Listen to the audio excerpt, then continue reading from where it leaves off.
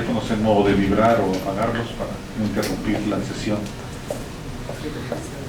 La Suprema Corte de Justicia de la Nación, a través de esta Casa de la Cultura Jurídica, ministro Eugenio Guerrero López, les da la más cordial bienvenida, y en esta ocasión tiene el agrado de presentarles la conferencia con el tema denominado Derechos Humanos de la Salud, que va a ser impartida por el maestro José Alberto Cabrera Gutiérrez, de quien me voy a permitir leer una síntesis curricular de su amplia trayectoria. Licenciado en Derecho, egresado de la Universidad de Guanajuato, notario público, egresado del posgrado de la Notaría Pública de la Universidad de Guanajuato, maestro en Administración de Negocios por la Universidad de La Salle Bajío y diplomado en Justicia Integrativa por la Universidad de Guanajuato. Además es máster en Derechos Humanos, Estado de Derecho y Democracia en Iberoamérica por la Universidad de Alcalá, Madrid, España. Fue secretario proyectista en la Cuarta Sala Civil del Supremo Tribunal de Justicia del Estado, fue suplente en Abasolo, Guanajuato y en Guanajuato Capital. Ha sido también asesor corporativo de la Notaría Pública número 21 y en la Notaría Pública número 107. Agente investigador adscrito a la Coordinación de Educación de la Procuraduría de Derechos Humanos del Estado de Guanajuato, entre muchos otros. Pues sin más preámbulo, y para iniciar, recibamos con un fuerte aplauso al maestro José Alberto Cabrera Gutiérrez. Gracias.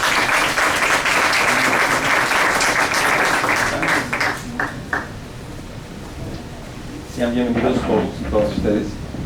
En nombre del procurador, Gustavo Rodríguez Junquera, les agradece mucho su asistencia a esta plática que tendremos el día de hoy.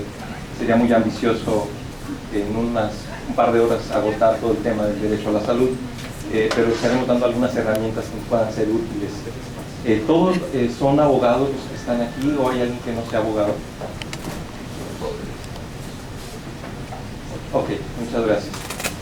Cualquier cosa durante el transcurso de la plática pueden ir preguntar con toda la confianza. Quiero iniciar, obviamente, hablando del derecho fundamental de salud. Sabemos que los derechos humanos, una vez que se incorporan a las constituciones o a las constituciones de los estados, adquieren el título de derechos fundamentales. Esa es la diferencia que tenemos nosotros entre derechos humanos y el derecho fundamental. Cuando estemos hablando de salud, para crear un pequeño preámbulo a ello, me voy a referir a lo que es el comité del DES, y ahorita más adelante hablaré de este comité y cuál es su formación y cómo es que impacta en esta parte de los derechos a la salud. El derecho a la salud no podemos verlo de una manera aislada, definitivamente no hablaremos solamente del derecho a la salud, tendremos que abordar ciertos temas. Estamos hablando que el derecho a la salud, para que nos permita llegar a la dignidad humana, es necesario precisamente verlo de una manera integral o bien universal.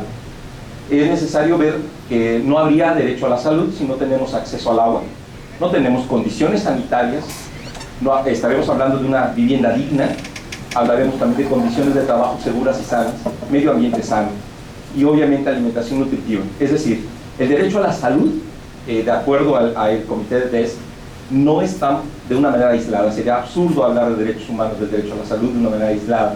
Hay que hablar de todos estos derechos, hay que hablar de estas condiciones que nos permitan llevar precisamente a la dignidad del sujeto. Entonces, bajo ese parámetro hablaremos que el derecho a la salud, de acuerdo también al mismo comité, que me referiré más adelante sobre este comité, no es un deber, no se debe entender estar sano. Eso no es el derecho a la salud. El derecho a la salud otorga libertades y otorga derechos a las personas. ¿Qué libertades, de acuerdo a este comité? Es controlar la salud y la de su cuerpo. La parte de esta libertad que tienen los sujetos, la libertad sexual y genésica, obviamente entendido genésica, esta libertad reproductiva que tienen los seres humanos y obviamente que le permite dar una condición de salud óptima. No torturas o malos tratos y además ser sometidos a experimentos no consensuales.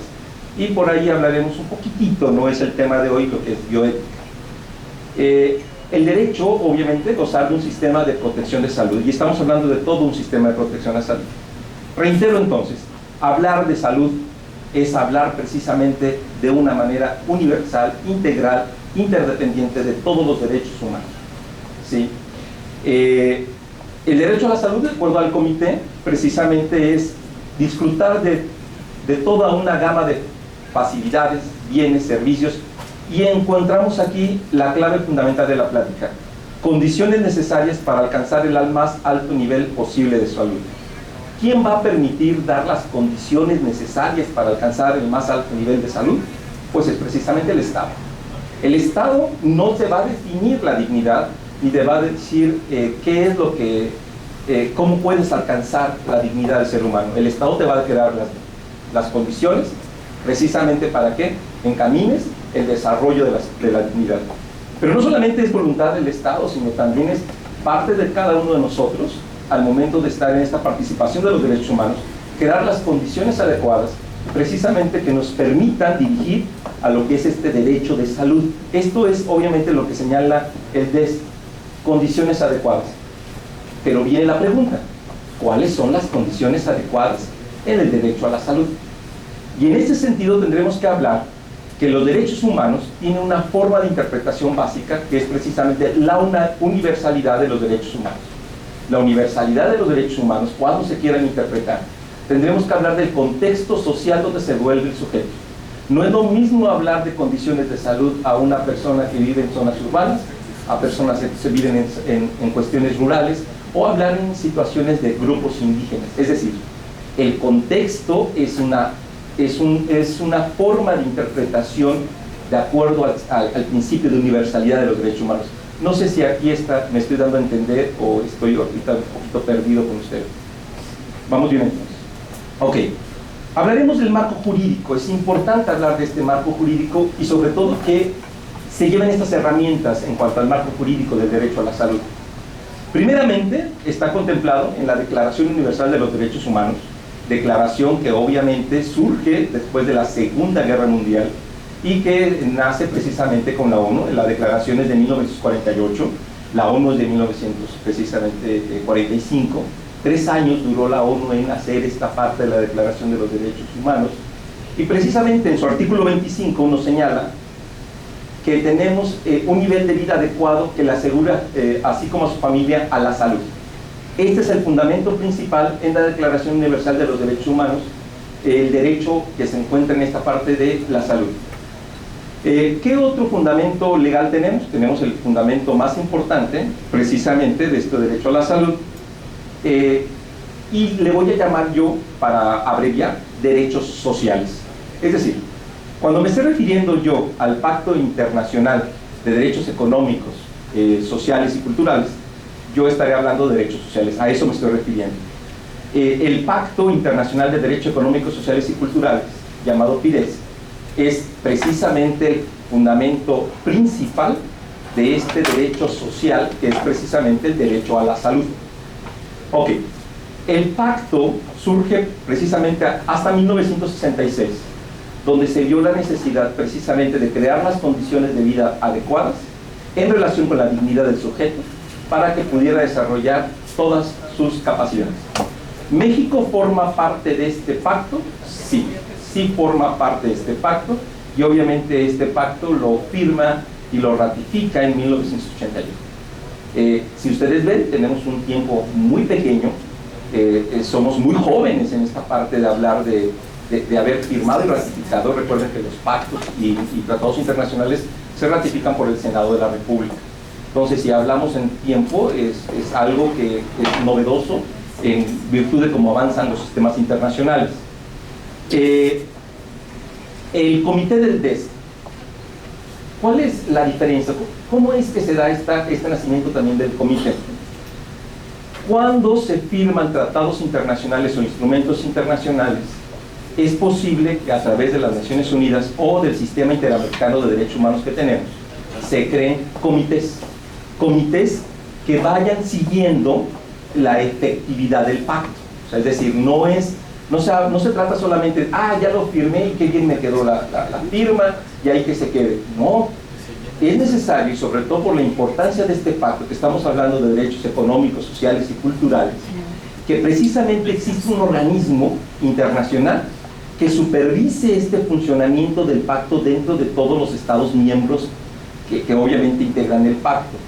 Este comité, precisamente conocido como el Comité de DES, Derechos Económicos, Sociales y Culturales, este comité pide, en el momento que nace el pacto, primeramente a los países que integran este pacto, es que le den un informe inicial para hacer un diagnóstico inicial de cómo se encuentran las condiciones en México de los derechos económicos, sociales y culturales. Estamos hoy hablando solamente del derecho social de la salud, ¿sí? Pero tuvimos que haber dado nosotros un informe, y de hecho estamos dando informes periódicos.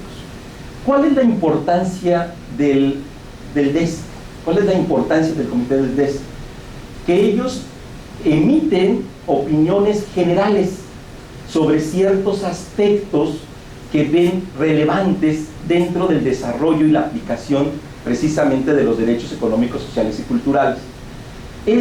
Algunos autores, hay quienes dicen no podemos hablar de así porque la jurisprudencia es exclusiva de un órgano jurisdiccional, pero hay quienes dicen a nivel internacional que precisamente el comité del DES es realmente generar una jurisprudencia, elementos que, bajo las circunstancias que ustedes saben que son abogados y que estoy diciendo una aberración terrible, esta parte es que amplía el conocimiento del Pacto Internacional de los Derechos Económicos, Sociales y Culturales. Entonces, este comité, precisamente, me permite tener a mayor profundidad, precisamente con sus opiniones generales, o bien con las observaciones generales, me permite tener con mayor claridad qué debo de hacer con este derecho a la salud, ¿sí? Los derechos sociales, que insisto, cuando me refiero a derechos sociales me estoy refiriendo a todos los del Pacto Internacional, traen solamente 7 derechos, o sea, están contemplados dentro de los derechos económicos, sociales y culturales 7 derechos: trabajo digno, seguridad social, alimentación, vivienda, derecho a la salud de acuerdo al artículo 12, que es el que vamos a ver, derecho a educación, derecho a cultura y derecho al agua. Estos son los derechos que se contemplan en el Pacto Internacional de Derechos Económicos, Sociales y Culturales. Hay quienes, algunos de ustedes yo creo que ha detectado aquí un error, y no es error, sino exactamente para resaltar, que el derecho al agua no está contemplado en el pacto. O sea, solo son 7 derechos. El derecho al agua surge después en virtud del comité del DES. ¿Sí me explico? Es el comité que interpreta de acuerdo al artículo 11 del pacto, que saca la necesidad de decir, me estás hablando de derechos a la salud, ¿y no me vas a hablar del derecho al agua? Es absurdo. O sea, ¿cómo puedes hablar de algún ambiente sano sin el derecho al agua? ¿Me explico? Entonces, ¿qué hace el comité del DES? Precisamente argumenta, de acuerdo al artículo 11, que es el medio ambiente, y señala la importancia o la trascendencia básica del derecho al agua. Con esto quiero decir que no se pueden aumentar los derechos económicos, sociales y culturales. Son 7 derechos, pero esta parte que se aumenta lo hace el comité en virtud de la necesidad y la interdependencia que tienen todos los derechos humanos. ¿Sí me explico? Ok.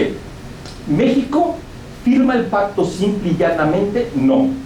México hace una reserva. ¿Cuál reserva hace? La reserva del artículo 8 precisamente del pacto. ¿Y a qué se refiere a hacer esta reserva? Que se aplicarán las condiciones de la Constitución en virtud precisamente de ¿qué? En virtud de los sindicatos de trabajadores. Es la única reserva que hace México en relación al todo el pacto internacional de los derechos económicos, sociales y culturales. ¿Hasta aquí vamos bien? Al 8, donde habla de sindicatos, dice, ese 8 lo seguiremos. No es del agua, no. Todos los artículos, el artículo 8 del pacto, ese habla de sindicatos y ese es el que se reserva. Ese no. México cumple todos los demás. No desde el punto de vista del pacto. Lo que señala el pacto es del pacto y dice México, esto no lo voy a cumplir, tiene la autorización, tiene la facultad de reservar. ¿Cuándo se admiten las reservas? Solamente se admiten las reservas cuando no toca la parte sustancial de los pactos o los tratados. Los países pueden hacer reservas cuando no está tocando la parte medular del tratado. Entonces, si vemos, México acepta a todos, excepto esta parte de sindicatos, que va a verlo de acuerdo a su constitución. Entonces, puede hacer la reserva. Pero México no podría haber hecho una reserva, por ejemplo, del derecho a la salud. Entonces, porque la esencia misma del pacto, o sea, no puedes hacerlo. ¿Sí? Es que los sindicatos son órganos funcionales pesados o regulados. Sí, por eso mismo. Por eso el sindicato es una organización de pero no es esa la justificación. La justificación es decir, ya lo tenemos integrado de acuerdo a nuestra vida histórica del país, ya lo tenemos nuestra propia historia en el nacimiento de los sindicatos, como respuesta precisamente a los movimientos sociales. Entonces dice México, yo creo que estoy bastante avanzado sin sindicatos, como para que me tenga que guiar con lo que tú me dices. Por eso es que hace esta reserva, ¿sí? Porque ya está perfectamente, constitucionalizado, ¿sí? Ok. A la OEA, sí, se llama... no, es a la ONU, no, es a la ONU. Al sistema americano no. No, tiene su propio, ahorita vamos a llegar al sistema americano, no. Pertenece directamente a la ONU. Nace precisamente de la ONU, no. Ok, bien. Tenemos entonces que el artículo 12 nos está señalando del pacto precisamente el derecho a la salud. Pero quiero resaltar algo que es sumamente importante. Habla de la salud física y mental. Pero vean el inciso D que trae el artículo 12.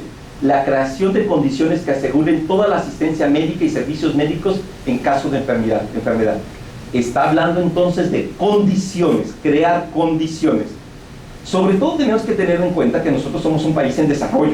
O sea, no tendríamos las mismas condiciones que los países ya desarrollados, y eso lo tocaremos más adelante para ver hasta qué punto se le puede exigir a México el derecho a la salud, ¿sí? Porque muchas veces dicen, es que lo que se plasma en la Constitución en relación al derecho a la salud es utópico. No, es que vamos a ver en qué condiciones México está manejando este derecho a la salud, ¿sí?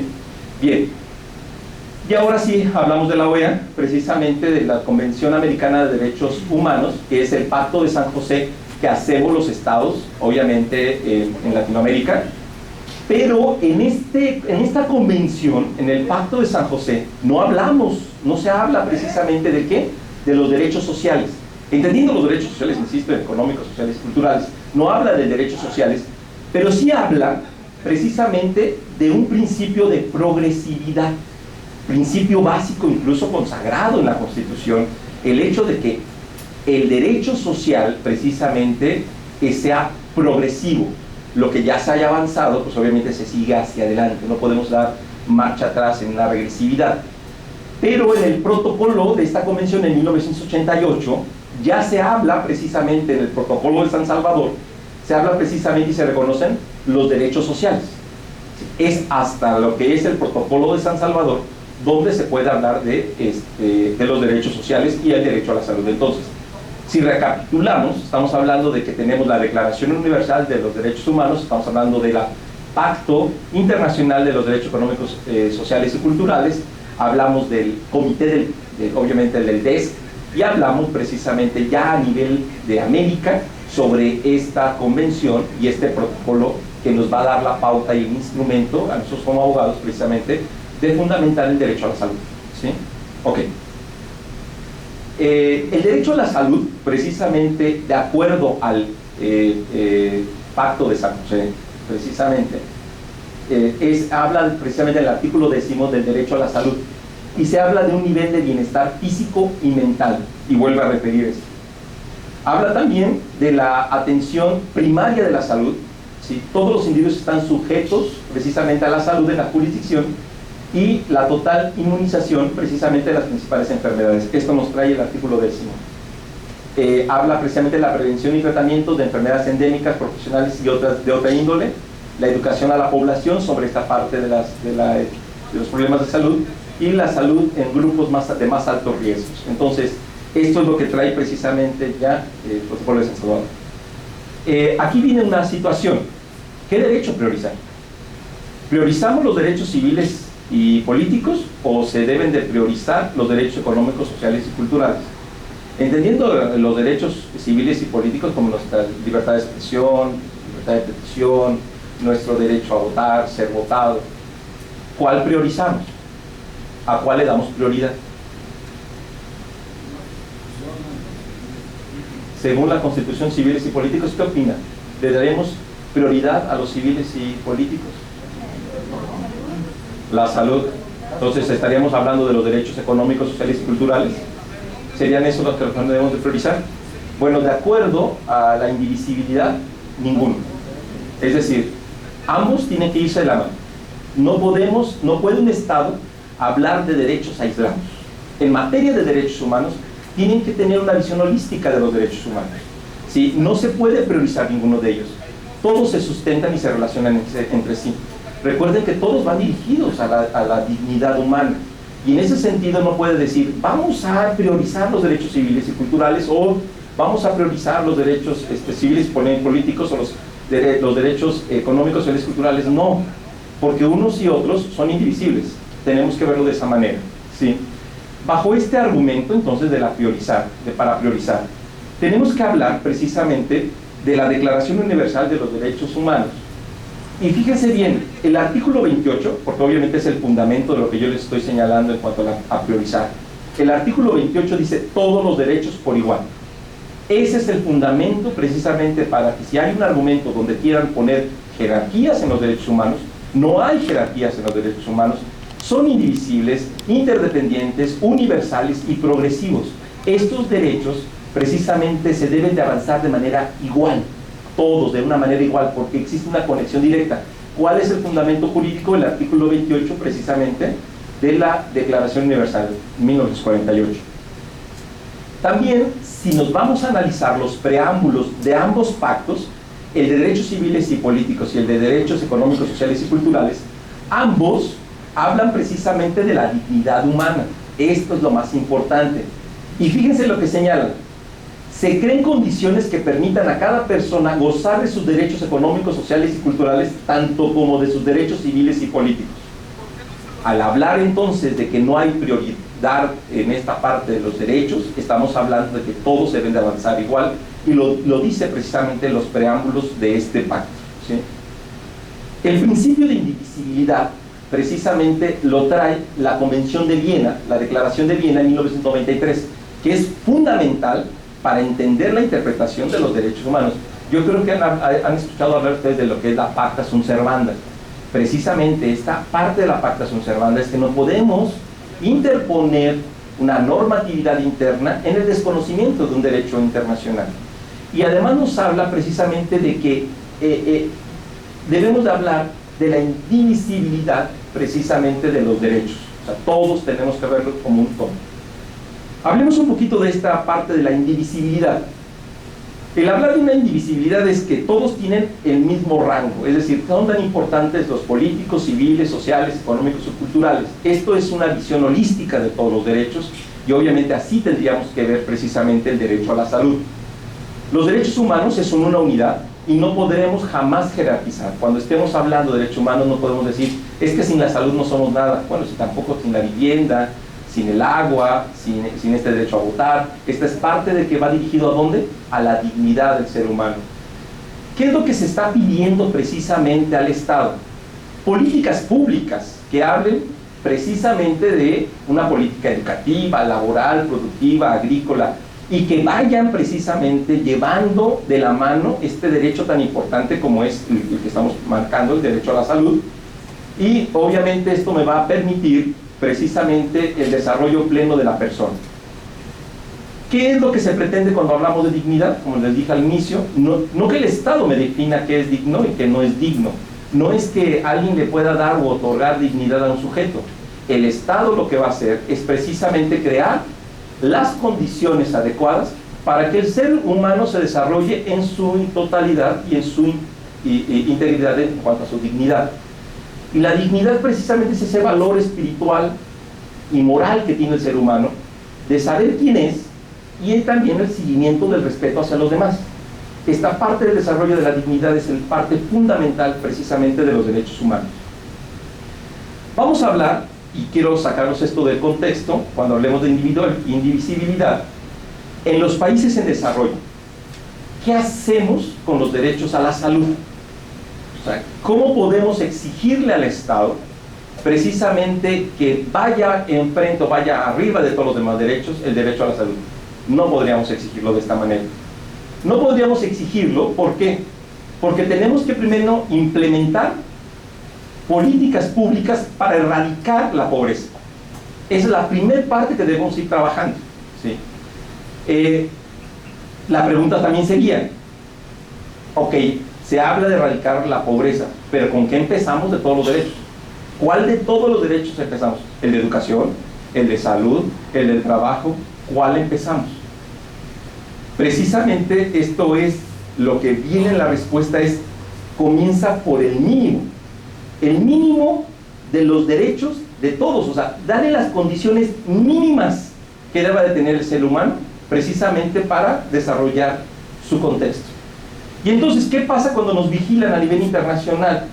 ¿Se puede medir el mínimo de condiciones? Es muy difícil, porque entonces, ¿qué es mínimo y qué no es mínimo? ¿Cuál es la parte mínima si estamos hablando que los derechos humanos dependen mucho del contexto? Por eso es que se trae esta idea de que se tiene que maximizar los recursos del Estado para poder precisamente atender las necesidades básicas o mínimas de la población. No sé si me estoy dando a entender hasta aquí.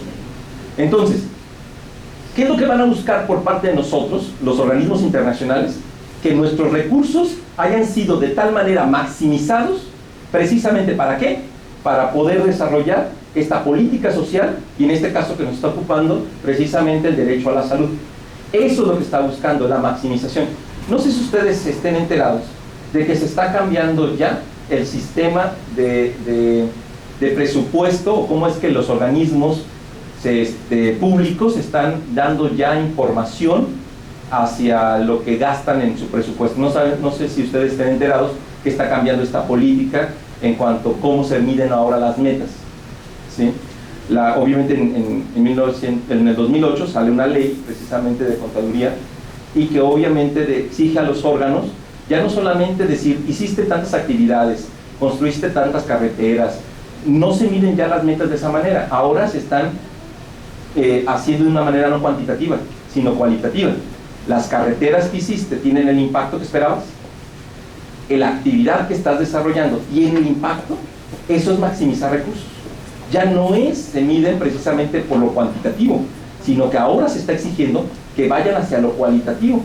Y esta reforma viene precisamente por una presión internacional y que va relacionado precisamente a maximizar los recursos, ¿sí?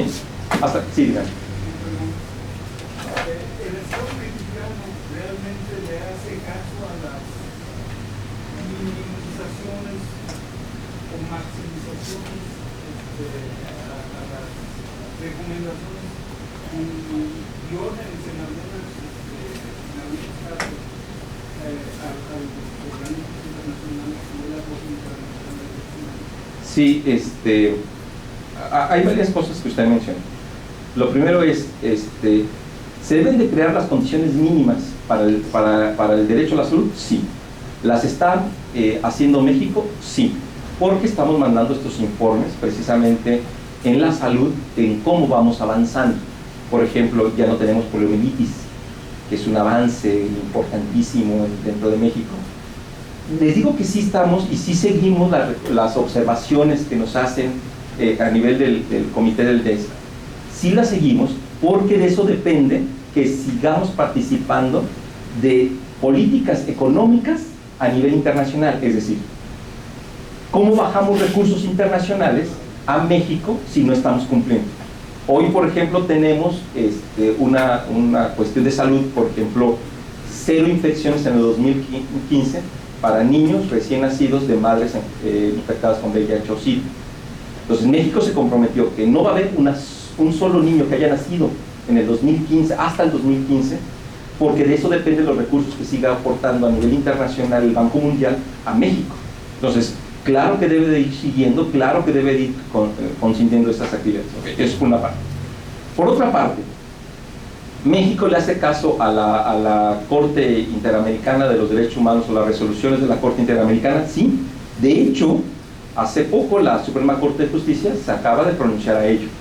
¿Qué pronunciamiento hizo la Suprema Corte de Justicia? En que las condiciones de la Constitución y los tratados internacionales quedan jerárquicamente en el mismo nivel. Es un avance. Y también marca importante es que se deben de tomar las jurisprudencias de la del Tribunal Constitucional, perdón, de la Corte Interamericana de Derechos Humanos. Debe de tomar la jurisprudencia de la Corte para resolver casos en México. Y más aún, se va más allá de la Suprema Corte de Justicia. Dice, no solamente en los casos en que México haya formado parte, sino en todos los casos. Todos los casos que se tengan, entonces México tiene que aplicar esa jurisprudencia en nuestro territorio. Entonces, es una forma de hacerle caso. ¿Qué otra cosa traen, por ejemplo, en el derecho a la salud? Me gustaría que leyera usted lo que es la recomendación general número 4 que hace la Comisión Nacional de Derechos Humanos. La recomendación general número 4 que hace la Comisión Nacional, la mexicana, nos señala la necesidad, y se lo dice a los gobernadores, a los secretarios del sector salud y demás, en donde deben de dar información a las personas que atienden para que ellos informadamente puedan tomar la decisión de un método anticonceptivo, porque la Secretaría de Salud o la Secretaría de Salud comenzaron a hacer este tipo de campañas, y entonces la Comisión Nacional dice, no, espérame, no estás informando, estás haciendo vasectomías, y estás creando un problema social gravísimo, ¿sí? De hecho, damos nosotros pláticas al sector de los médicos, y un médico nos dice, bueno, pero es que es mejor que tengan menos niños. Desde el punto de vista de nuestra cultura, a lo mejor sí, pero ¿qué pasa con la gente en donde el valor de la familia la tiene por el número de hijos? Porque sabe que los 5 hijos que tienen, los 5 van a sobrevivir, y entonces todavía hay gente que piensa que quién me va a cuidar. Yo no soy buena mujer o gran mujer si no tengo un número determinado de hijos. Mi esposo ya no va a querer, y eso trae como consecuencia graves conflictos sociales. Entonces, en el contexto tenemos que seguirlo. Si lo seguimos, sí, estamos avanzando mucho. O sea, de hecho, los abogados traemos aquí un problema gravísimo de entender ahora el derecho de una manera diferente.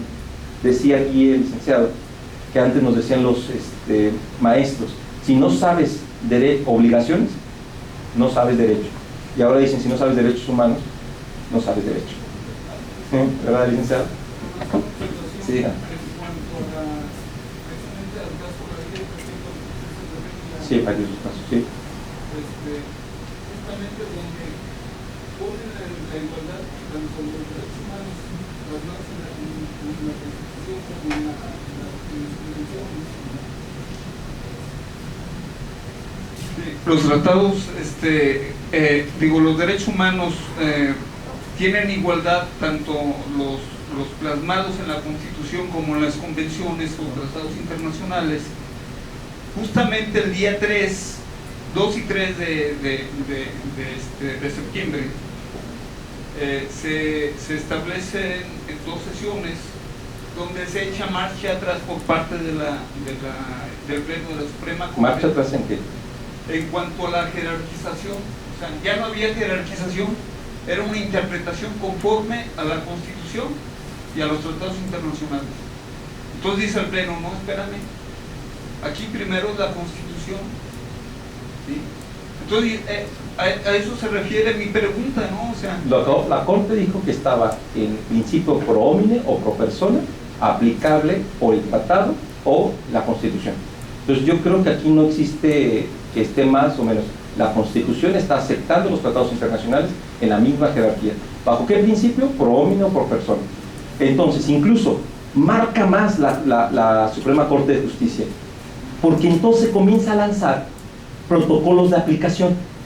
¿Cuáles protocolos de aplicación está lanzando la Corte? Protocolos de aplicación de equidad de género, personas con discapacidad, niños, migrantes, indígenas. Ya tiene 5 protocolos, 3 aprobados y 2 en vías de aprobación. ¿Qué son estos protocolos? En donde señala, ok, la ley es general, es abstracta, impersonal, pero dice, no es lo mismo aplicar la ley a una mujer que a un hombre, a un grupo indígena a quien no sea de un grupo indígena. Y entonces la Suprema Corte, en virtud de esta parte de los derechos humanos, lanza estos protocolos para decir, oye, espérate tantito, cuando estés hablando del tema de mujeres y el impacto de mujeres, aplícalo desde el punto de vista del protocolo de equidad de género. Y entonces, ¿cuál es el punto de equidad de género? Precisamente la presión internacional que tenemos de la igualdad entre hombres y mujeres desde 1940 con la Carta de las Naciones Unidas.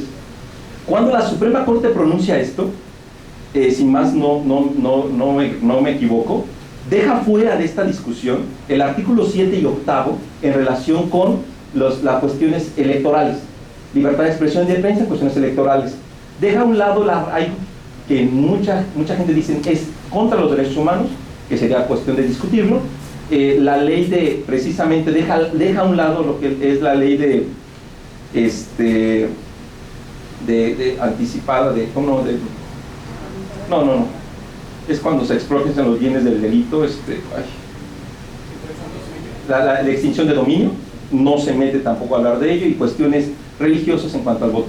Salvo dice, estos cambios, la Suprema Corte se pronuncia y dice, puedes aplicar tratados internacionales, constitución y jurisprudencia de la Suprema, de la Corte Interamericana, en principio pro homine.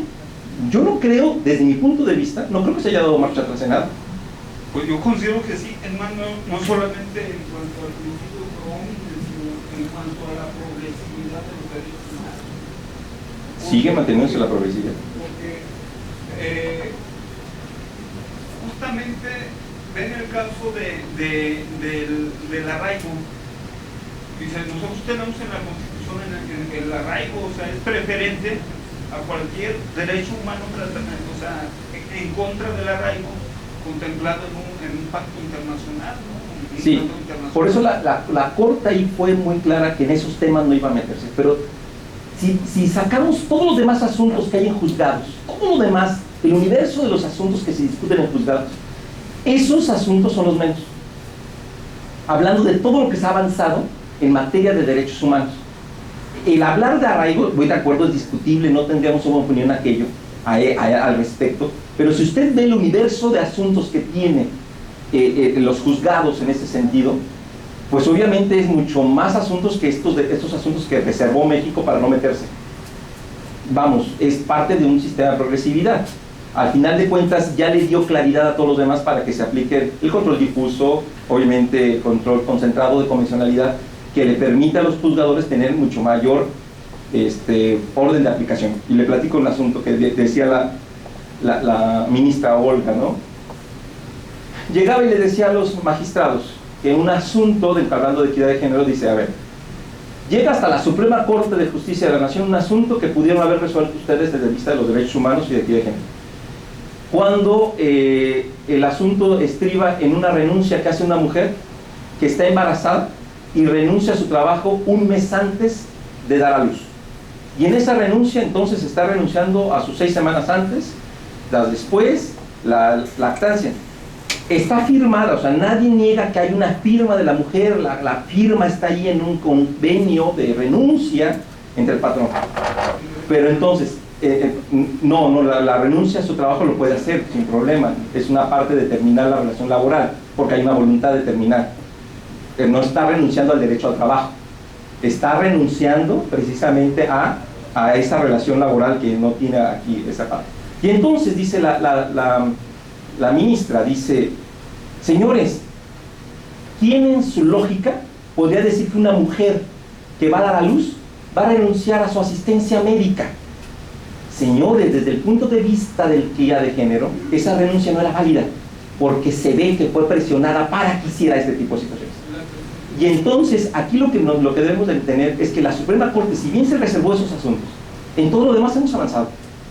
O sea, vamos avanzando, hay mucho más por hacer sobre los asuntos que se reservó, pero póngase a pensar toda esta parte que hemos avanzado en un sistema de progresividad. Hoy podemos ver la aplicación de justicia igual que antes de este 2011, no. Yo creo que hoy vemos la justicia de una manera muy diferente. ¿Sí? Y este es el principio de progresividad. Tan es así que aquí estamos capacitándonos.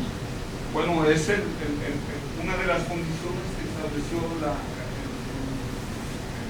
resolución la Corte la capacitación como hasta terminar al Poder Judicial. Pero, sin embargo, están obligando a que el día 7 y 11, así lo interpreto yo, venga a realizar una sesión extraordinaria durante estos días la Corte Interamericana de Derechos Humanos, porque no vendrán avance. Bueno, vamos a ver qué es lo que dice, vamos a ver qué tanto lo convencemos, pero yo creo que sí ha habido muchos avances. Yo he visto resoluciones que los jueces han aplicado en principio pro persona, en principio de interés superior del niño, que desde mi punto de vista, sí, vamos a ver qué dice la Corte. Bien, ok, hasta aquí vamos bien. ¿Hay alguna pregunta? No. Tenemos entonces que el pacto, obviamente internacional de derechos económicos, ¿dónde dice lo que yo le estaba señalando de maximizar? En el artículo 2.1, aquí dice, llevar al máximo los recursos. Eso es lo que podemos criticarle a la nación mexicana, que lleve al máximo sus recursos y obviamente en materia de derechos sociales, en materia de derechos salud, sea progresivo, sea en ese sentido progresivo, de lo que ya se haya avanzado no se regrese. Ok, la dignidad humana entonces, el Estado no la define, menos aún la desarrolla. La parte del Estado es que crea las condiciones sociales para que precisamente la dignidad humana se desarrolle. Crear condiciones adecuadas es precisamente esta parte del derecho a la salud, esta parte que debe de crear esas condiciones adecuadas. El comité, recordando que el comité surge en virtud del pacto, nos habla la observación general número 14, dada precisamente el artículo 12, precisamente en el año 2000. Hay una observación que habla precisamente del derecho a la salud y que es algo que cuando ustedes tengan algún asunto de derecho a la salud, váyanse a esta observación general número 14, que obviamente ahí van a ver ustedes todos los puntos que toca precisamente el derecho a la salud. Aquí tomaré algunos nada más. ¿Qué es lo que nos dice esta observación general? La información sobre la infraestructura física. ¿Tenemos realmente una infraestructura física para crear las condiciones adecuadas de la salud? Es lo que México tiene que ir demostrando en la maximización precisamente de sus recursos.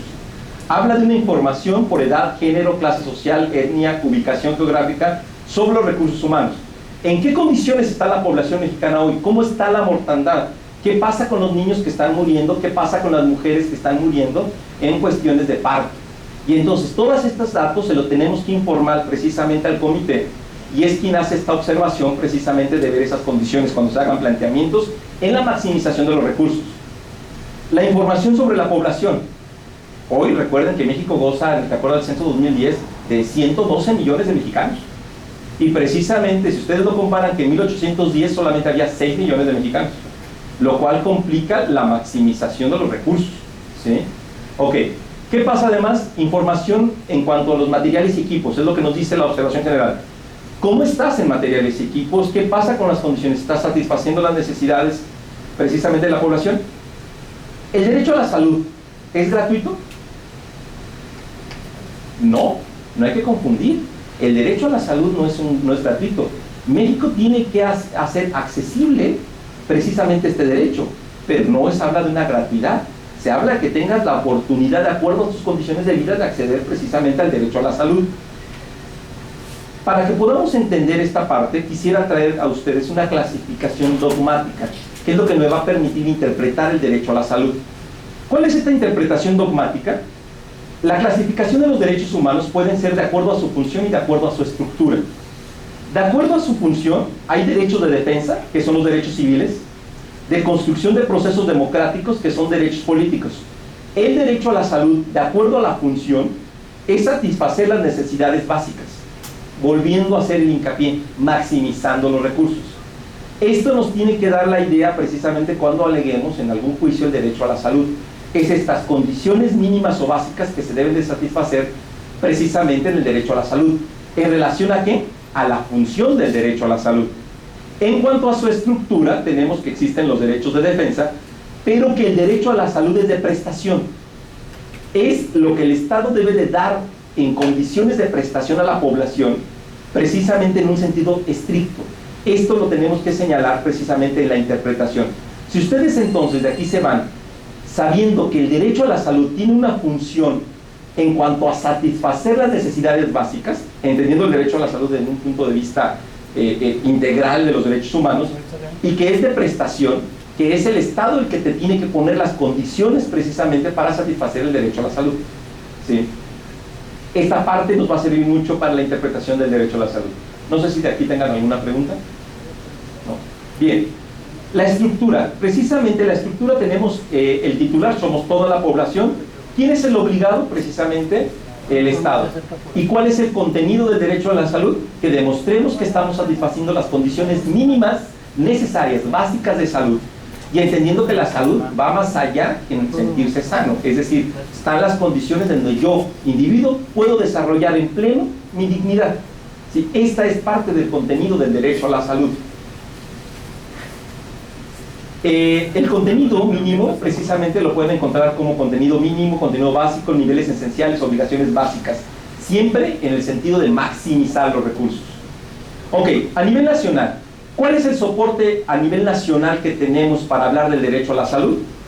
La Constitución mexicana de los Estados Unidos mexicanos, la Ley General de Salud, la ley del IMSS, ley del ISSSTE, normas oficiales, Programa Nacional de Derechos Humanos. Y yo les traigo esto, no sé si ustedes lo conocían, la Carta de los Derechos de los Pacientes del 2001. Esta Carta de los Pacientes del 2001 es una carta que se hizo precisamente en armonía con lo que es la Comisión Nacional de Derechos Humanos, ¿sí? Junto también, que participó obviamente la parte del sector salud y lo que es la CONAMED. La CONAMED habla de estos puntos que también son muy relevantes cuando se habla del derecho a la salud. La Constitución en el artículo 4 precisamente nos habla de este derecho a la salud, ¿sí? Y el Programa Nacional de Derechos Humanos, que México interviene en 1993, habla precisamente de la intervención del Alto Comisionado de Derechos Humanos que tenemos en México, quien es el que está vigilando precisamente que se cumpla de manera progresiva el derecho a la salud. Este Programa Nacional de Derechos Humanos no es exclusivo del derecho a la salud, pero sí trae como consecuencia que impulsa esta parte del derecho a la salud. ¿Cuáles son los objetivos del programa que México forma parte desde 1993 en la Declaración de Viena? Precisamente consolidar las reformas estructurales del Estado en materia de derechos humanos, que es el avance que tenemos hoy, crear una cultura de derechos humanos, el cumplimiento de las obligaciones internacionales, participación corresponsable de la sociedad civil en la construcción de la política del Estado. Pero el punto específico, que es aquí lo que lo traigo en virtud del derecho a la salud de este programa, es precisamente disfrutar del más alto nivel de salud física, mental y social. Fíjense cómo lo dice, salud social, física, mental. Y este programa es algo que México se comprometió en 1993 a cumplir precisamente en esta Declaración de Viena. Ok, ¿qué pasa con la observación general que hace el comité? El comité, esta observación les va a dar mucha luz en cuanto al derecho a la salud. Nos habla que el derecho a la salud debe de tener disponibilidad, accesibilidad, aceptabilidad y calidad. Reunidos estos elementos, estamos hablando que están cubiertas las condiciones mínimas. Hablemos entonces de la disponibilidad. El Estado debe de contar con el número suficiente de establecimientos para atender precisamente este derecho a la salud. ¿Se puede decir que México ya lo logró? No. ¿Qué es lo que México tiene que demostrar? Que ha maximizado todos sus recursos para llevar las condiciones de salud lo más que ha podido, como condiciones mínimas, básicas. Pero hay que demostrar esta maximización, ¿sí? Nos habla precisamente que no podemos ver al derecho a la salud de una manera aislada. Tenemos que hablar del derecho a la salud precisamente con condiciones de agua potable, condiciones sanitarias, hospitales, clínicas, establecimientos. Esto es parte del derecho a la salud, o sea, hay que ir más allá que medicamentos o atención médica. La accesibilidad la podemos ver precisamente que sea accesible en 4 dimensiones. La accesibilidad es algo que nos debe de llevar a la no discriminación. ¿Qué es lo que estamos haciendo nosotros en la Procuraduría de Derechos Humanos en relación al sector salud? El sector salud está muy preocupado precisamente por no tener recomendaciones por parte ni de la Comisión Nacional o de la Procuraduría de los Estados o las comisiones de los Estados, y entonces se está creando sistemas de capacitación a sus médicos porque tenían prácticas ancestrales en relación precisamente a cuestiones de atención hacia el paciente. No se hablaba antes de tanta calidad del servicio, se hablaba de esta parte de la discriminación, cuántas veces se ha experimentado precisamente que a pacientes los dejen en camillas y que no atiendan a las personas por sus condiciones de vida, y entonces el sector salud ahora, preocupado, comienza a capacitarse en estos temas. ¿Qué es los primeros problemas que tiene el sector salud? Por ejemplo, no sé si se acuerdan ustedes de la reforma que sale a nivel laboral sobre los 5 días que se le dan ahora al hombre para atender las cuestiones de paternidad. ¿Sí se acuerdan de eso? Ya sea por adopción o ya sea por nacimiento. Es un avance importantísimo en materia de derechos humanos y de equidad de género, ¿eh? O sea, el que le dé 5 días, en España se le estaba dando 30 días, redujo a 15, pero ¿qué pasa con el problema que traemos aquí con 5 días? Si le damos 5 días al hombre para atender esta parte de la paternidad, ¿sabrá para qué son esos 5 días? ¿O se irá a jugar billar y echar a chévere con el amigo? ¿Sí me explico? Es decir, no es solamente ir avanzando en normas, sino además es ir avanzando en esta conciencia en el sector salud. Ok, ¿en qué nos enfrentamos al sector salud? les avisamos a los médicos, ya hay esta reforma, hay que empezar a implementarla, hay que hacer que el padre tenga una paternidad responsable, pero encontramos letreros en los hospitales materno-infantil, no se aceptan hombres. ¿Por qué? Porque como todas las camas están juntas y solamente divide una cortina, quien debe de ayudar a la mujer que acaba de dar a luz, debe de ser una mujer, para no incomodar a las otras mujeres. Y entonces les digo a los médicos, tenemos un problema gravísimo, porque entonces ya le dimos los 5 días al hombre para que venga a disfrutar su paternidad, y no lo dejas entrar al hospital. No lo dejas quedarse ahí con ella después de la cesárea, atendiéndola y demás, y entonces ahí traemos un problema. Estamos avanzando a nivel legislativo, pero ¿qué pasa con estas situaciones que son el contexto social o la interculturalidad? Si pudieran tener acceso, la UNAM, a nivel de la UNAM y lo que es la Secretaría de Salud, lanza un libro muy interesante y donde les va a dar una información terrible, no lo traje ahorita, pero es incluso gratuito porque ellos lo están emitiendo. Se llama La interculturalidad de la salud. La interculturalidad de la salud, donde abarcan temas de bioética, el avance legislativo y demás, preocupados precisamente para que la armonización de las normas con el contexto social se llegue a cumplir. No sé si hasta aquí estoy siendo claro con ello. Yo les decía a los médicos cuando platicábamos, sobre todo en este avance de los derechos humanos, que se han tenido varias situaciones, por ejemplo, de una niña, no sé ustedes qué opinen, o qué asesoría darían, una niña que llega al sector salud con un copetito así, que la doctora que nos dijo que platicó aquí con nosotros, abre el copetito y ve que está la niña llena de piojos y liendres, incluso insertos en piel. Y entonces le digo a la doctora, que pertenecía al sector salud del Estado, que qué hizo. Pues dice, es que le hicimos análisis y vimos que estaba anémica la niña, débil, no jugaba, muy mal la niña. Y le digo, y bueno, ¿y después qué hizo? Le avisé a la madre que había que internarla, había que encanalizarla y había que raparla. Entonces la mamá dice, no, que mi hija pierda su cabellera hermosa, jamás. La niña de 4 años decía, no, mi cabellera no, ¿puedo perderla? Y dice la señora, me han dicho que todos los que se internan aquí en el hospital se mueren. Entonces mejor no, porque acuérdense que esta es parte de una futurización. Y entonces dice la doctora, ¿qué hago? Mejor le pregunto, ¿qué hizo? Entonces la doctora levanta el alta voluntaria y le dice a la mamá de mi estudiante,